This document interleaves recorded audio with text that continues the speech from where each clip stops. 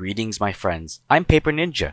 I'm here to talk about Touhou fan game known as Genso Shoujo Taisen, or what is commonly known in English, Fantasy Maiden Wars.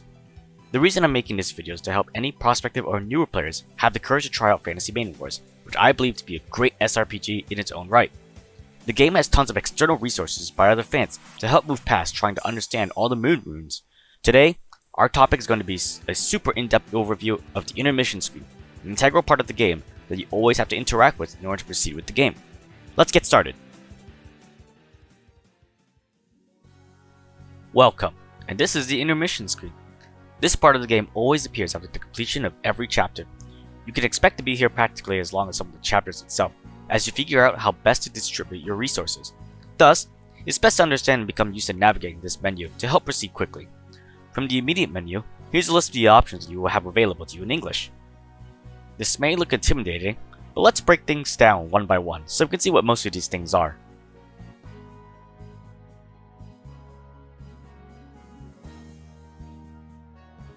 Starting with the deployment menu, this is where we can decide who we're going to be using in the next chapter.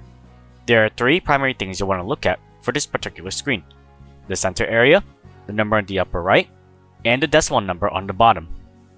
Let's look at the center area first, where you can see how many deployment slots we have for characters. We have 6 slots available to us, with one of them already being used by one character automatically, meaning we can put up to 5 more characters on the team. We only have 2 more characters, so we can use everyone for the moment. In the early stages of the game, you'll be able to use everyone available. However, as the game goes on, the number of characters you will have will increase, while deployment slots won't increase as much. Thus, you'll have to figure out who you want to use for each consecutive chapter. Next, we'll be talking about deployment limit and cost. Each individual character has a cost associated with them, represented by this number here with the decimal point. Whenever you field a character, this number subtracts from the deployment limit, the number represented in the upper right corner over here. The deployment limit prevents you from fielding too many characters that are high cost. Nitori is a 2.0 cost, and Alice is a 2.5, so we can easily remain within the deployment limit. As the game goes on, however, you'll have to manage your deployment limit carefully, as you'll be unable to field all the characters that the game gives you. At the moment, keeping within the limit is easy, as we only have 3 characters.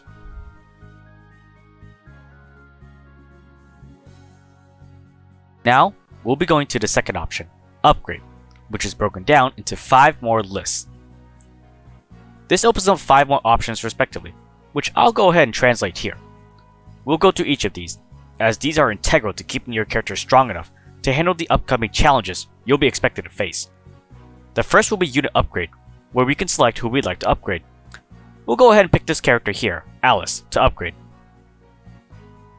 This will open up the upgrade screen, and we can pick which of her parameters to upgrade. Several are self-explanatory, but I'll go ahead and put up the translations for each of these as needed. Here, you can pick which of a character's parameters you would like to upgrade. Some are easy to pick up, while some are a little more complicated. Each stat costs points or money that you earn from defeating enemies throughout the game. Then, you can spend it on this screen in order to increase any character's parameters. We'll go down the list to explain what each one means. HP means how much hit points you have before the character goes down. MP is the resource used for several kinds of attack. Mobility is a stat that increases the general evasion rate in addition to the evasion stat of a character. Armor is the stat that decreases damage taken, in addition to the defense stat.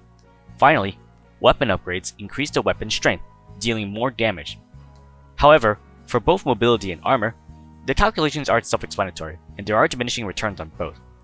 Numbers displayed in the upgrade screen are not accurate at all, and the true value is hidden from the player. The harshest return in calculations of armor is that values further away from 1250 armor are more extreme. For example, a character with a displayed armor value of 600 is actually 780, while 2000 armor is actually 1679. The same applies for mobility, but on a lesser scale.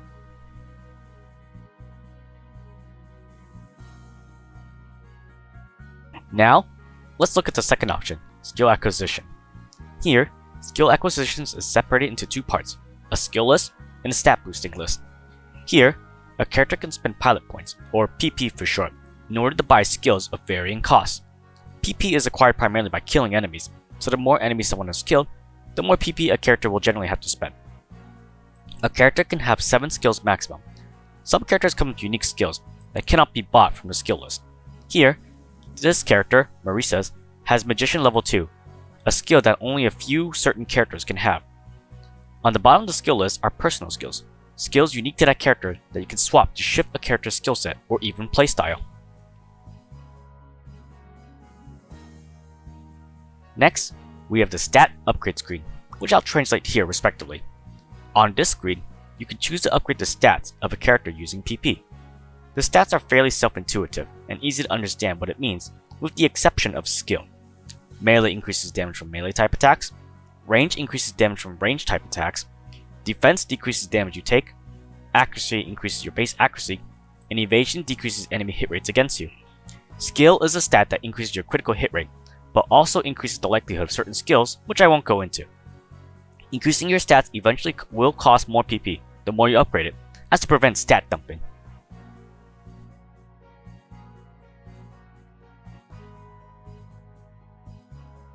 Next is the wife point upgrade, which allows you to use wife points to further upgrade a character, increasing all of their parameters by 1. Wife points are acquired by completing a chapter or finishing a primary game arc, which is separated to 4 arcs. If you successfully upgrade a character's wife level up to 10, the character gets massive bonuses that can often overpower enemies easily. I'd like to keep it as a surprise for now, for when newcomers max out a character they really like, just to see what they get.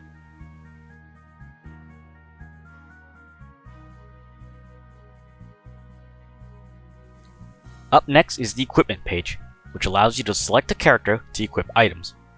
We don't have much for now except for one item, but the function is fairly self-intuitive. Using these items, you can equip a character with minor or even major bonuses. These can range from increasing their mobility, movement, accuracy, armor, health, or even their damage.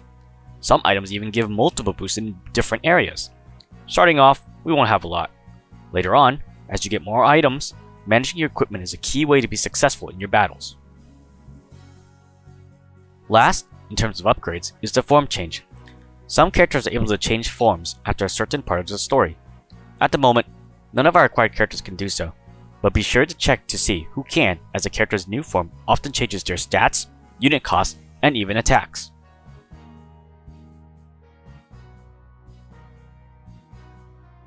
Now, let's look at unit lists, which displays all the characters available to you.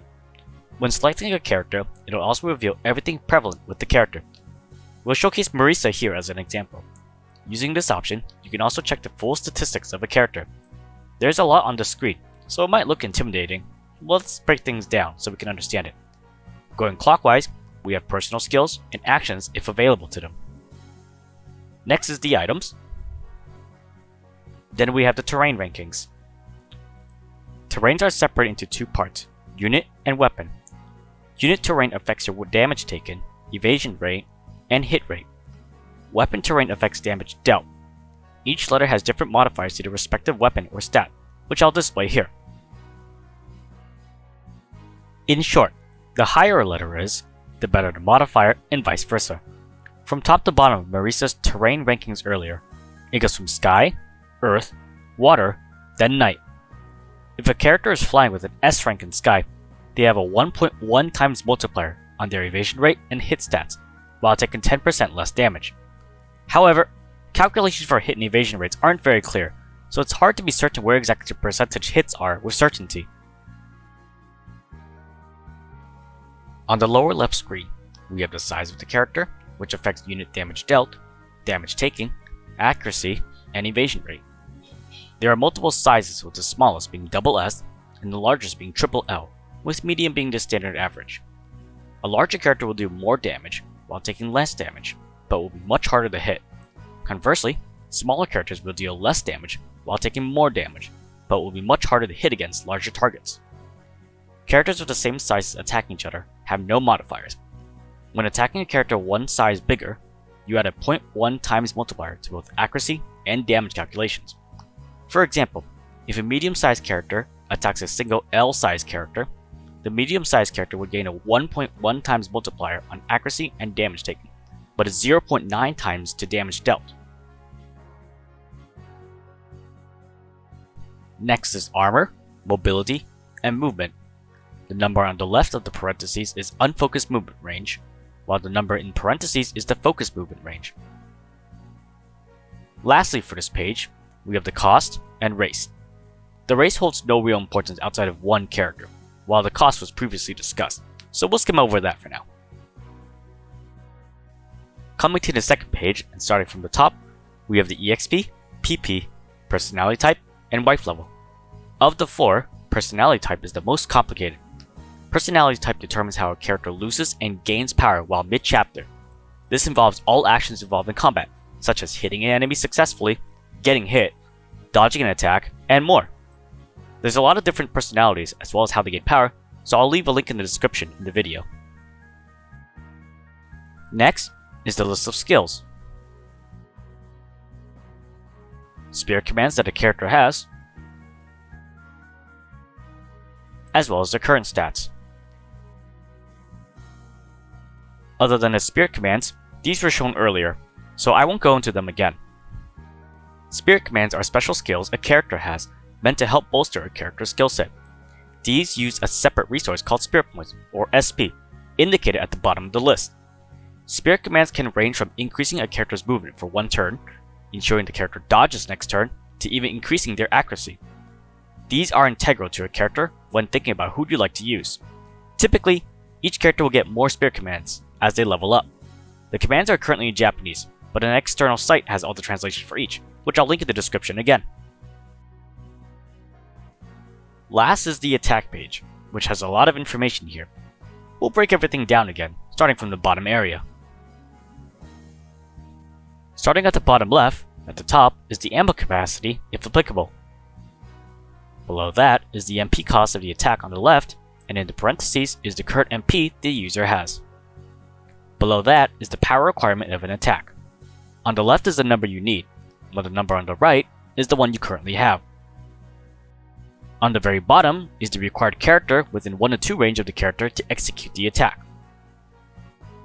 Next up are the weapon symbols, which are next to every attack here. The P symbol indicates if an attack is able to be used after moving. Any attack that doesn't have the symbol means that a character must remain in place to use that attack, and once they attack, their turn ends. The L symbol indicates if an attack is a laser type. This affects some enemies or bosses, as some of them may have barriers or abilities that can mitigate damage from lasers. The S symbol indicates if an attack is solid type. A solid type attack doesn't provide any benefits. Instead, it indicates if an attack can be parried, should a character be capable of parrying. Parrying an attack leads to 0 damage being done to the defender. The map symbol indicates that the attack is an AoE. Some map attacks can hit both enemies and allies, some only target enemies. These attacks don't come by very often and are limited to only a few characters.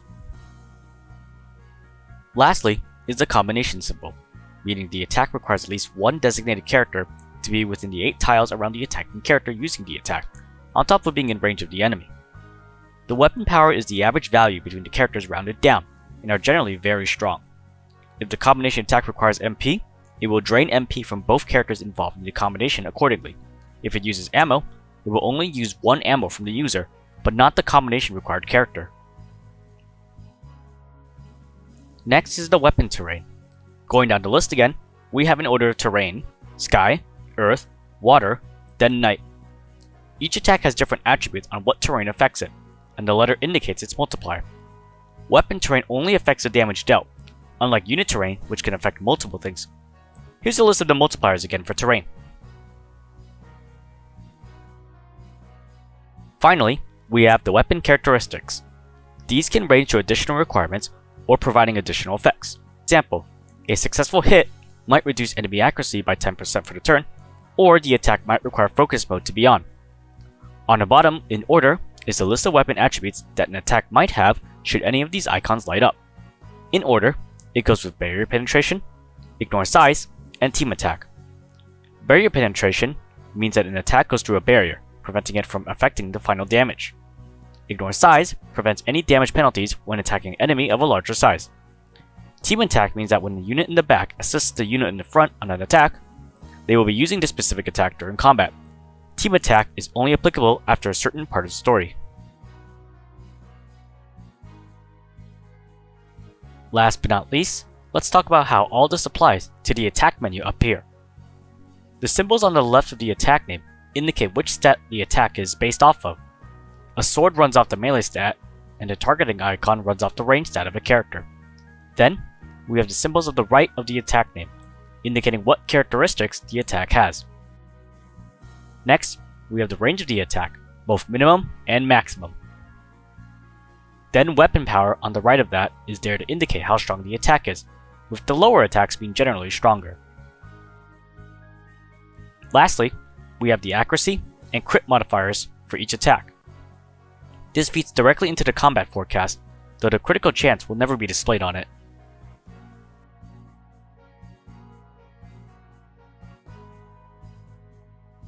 This is the library, which is packed to the brim with even more selections. However, practically speaking, only the options menu will be of use for newer players if you're just looking to play the game. Nonetheless, I'll briefly go over the choices listed here. The Gensokyo Bestiary gives a list of all characters and enemies encountered throughout all your save files, not just the current one. The Musicum displays all music you have currently heard, and is integral to library completion, so not skipping attacks or cutscenes is important to fill this up. In it are descriptions about each of the composers of the music, as well as which pieces were inspired by which. There are several unique songs as well, with some playing only once in the entire game. The spell card list displays all the current spell cards that you've encountered across all your save files, as well as how many times you captured them by defeating its user on each difficulty. The scenario chart lists each chapter of each route that you currently played through, giving summaries of each one completed. The break messages is a full list of all the small conversations you get with characters whenever you use the quick save function to exit the game. The glossary is a list of all the items that pops up within the game once you encounter it. The manual is a list of tutorials that you can encounter within the game, although all are in Japanese. Lastly is the options, which is what I'll be explaining the most, since that is most impertinent to gameplay. This is the list of options, and I'll put up the translations here. The first two options adjust the volume for the music and sound effect, which is self-explanatory. The grid display shows the grid for the map when currently playing to show where tiles are specifically. The full screen turns on full screen as listed.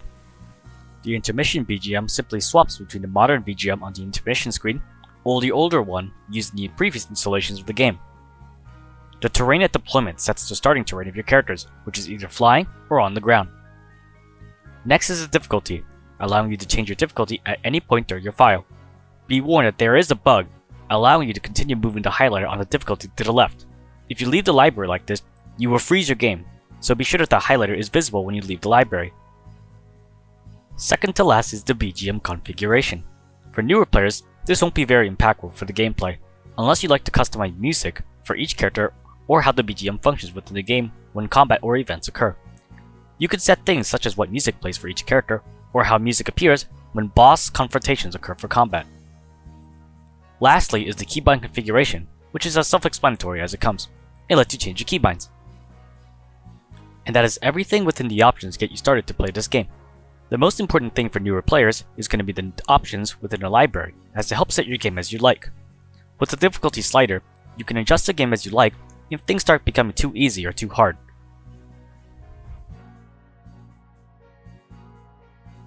We finally come to the last two options within the intermission, which is as simple as it comes. The first is the option to save and load your game as needed. There's no intermission autosave or anything, so saving very often is super important, since the game does have some bugs that will either freeze or soft lock your game. That can happen in some circumstances. And lastly, on the very bottom, we have next map or chapter, which just proceeds in the next map. With that, that's everything that the intermission menu has to offer that, in my opinion, is what is most important for the new player. Now, like I've said, navigating this entire menu between every chapter looks intimidating and lengthy. But as is human nature in general, if you stick with it, you'll get used to it, and this is no different. Once you've completely understood the main menu, things will begin to move a lot faster, and it might look something like this.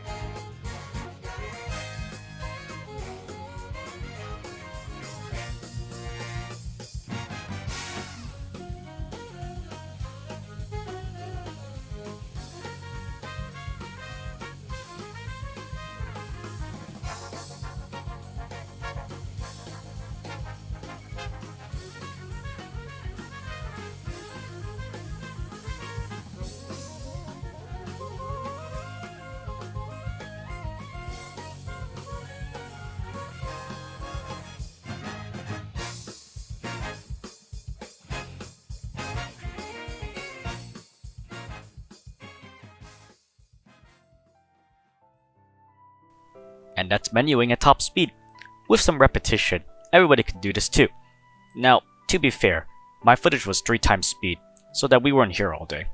With late game file having everything unlocked, it took me a total of about 5 minutes in real time to finish everything and proceed to the next chapter. Had my file been in the early game instead, it would likely not even take 3 minutes to finish everything in the intermission. I hope that this video was able to help any newcomers approach this game. As I said, this game is incredible, and it would be a massive shame if Touhou fans were unable to try it just because it wasn't fully English translated, when there are so many different resources here to help players. Thanks for tuning in, and have a wonderful day.